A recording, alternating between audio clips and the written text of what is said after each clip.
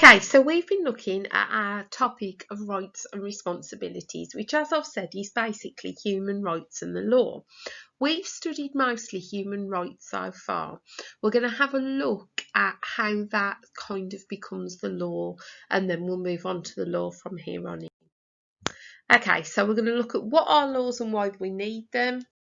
And we'll start with thinking about school rules. So you guys at school have got certain rules. Have a think about what some of them are. Why do you think we need these rules? What would happen if we didn't have them? What are they there for? Okay, so rules basically are laws. Laws are the rules of society and they help people live together peacefully and allow us to carry out our lives normally. So a country's rules are called its laws. They're made by the government and the whole of Parliament and they're enforced by the police. Laws tell us what we must do and what we must not do. For example, we must stick to the speed limit.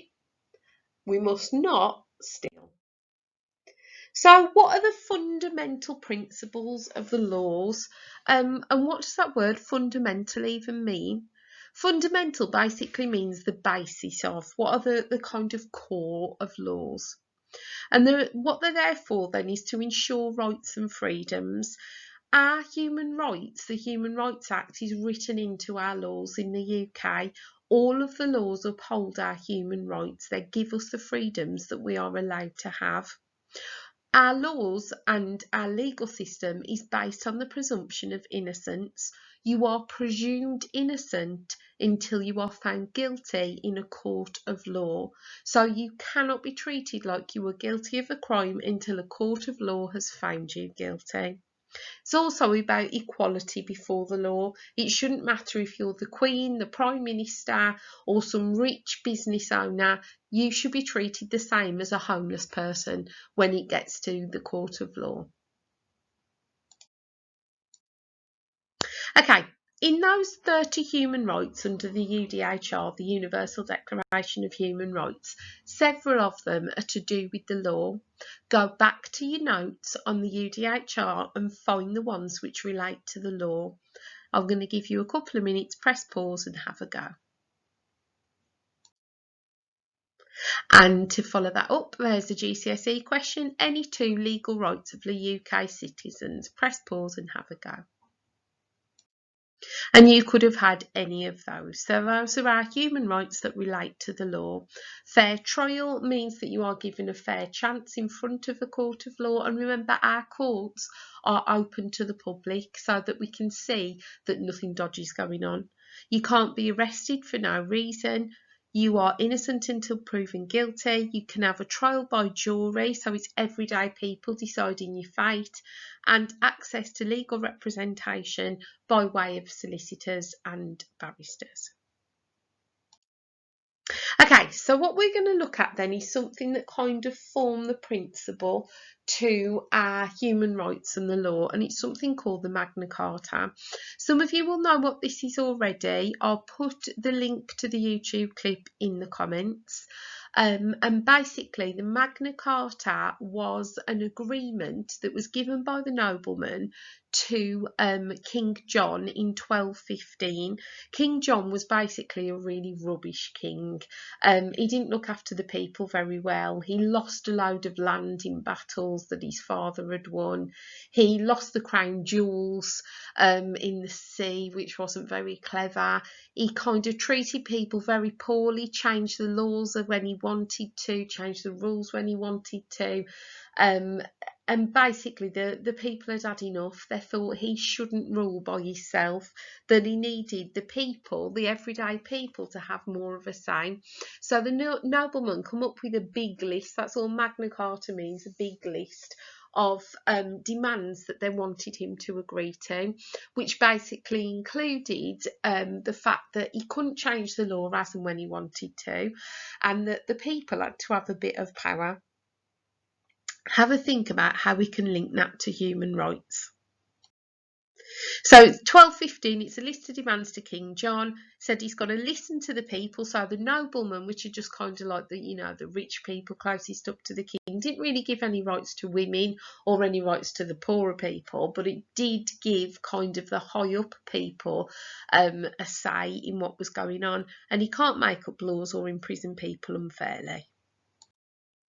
So if we relate that to our British values, we've got 4 main British values: democracy, rule of law, individual liberty, and mutual tolerance and respect. We can link at least 2 of those to the Magna Carta. If he's now got to listen to the people, and this is kind of the very start of Parliament, really, where you've got this kind of people who are close to the king but not the king being able to debate how the country's being run. That's the start of democracy, where it's not just one ruler, one authoritarian ruler, i.e. the monarch, saying everything that happens. You've then got the fact that this ruler can't just make up laws and imprison people unfairly. There's got to be some kind of equality there, and that becomes the rule of law. So you've then got an 8-mark question. It says Magna Carta provides the basis for the values underpinning British society. Considering a range of evidence, to what extent do you agree or disagree with this statement? And in your answer, you should consider the aims of the Magna Carta and the principles and values that underpin British society. Sounds a horrible question. It's actually not that bad. It's literally saying, does the Magna Carta form British values? Remembering these questions, when they've got bullet points, you have to cover both bullet points, otherwise you can't get good grades. So what we do then is we think, well, what are the principles? What are the British values in society? It's democracy, it's the rule of law, it's mutual tolerance and respect, and it's individual liberty. You then compare that with the aims of the Magna Carta. So the aims of the Magna Carta was to limit the power of the monarch. It was to make sure that the monarch listened to the people, to the noblemen, and that it was a joint decision more than the monarch being an authoritarian ruler. It also was about making sure the monarch couldn't run away with the law however he wanted, and that he couldn't unfairly imprison people. Therefore, that kind of links to the rule of law. So in the Magna Carta, we have got democracy covered and we've got the rule of law covered.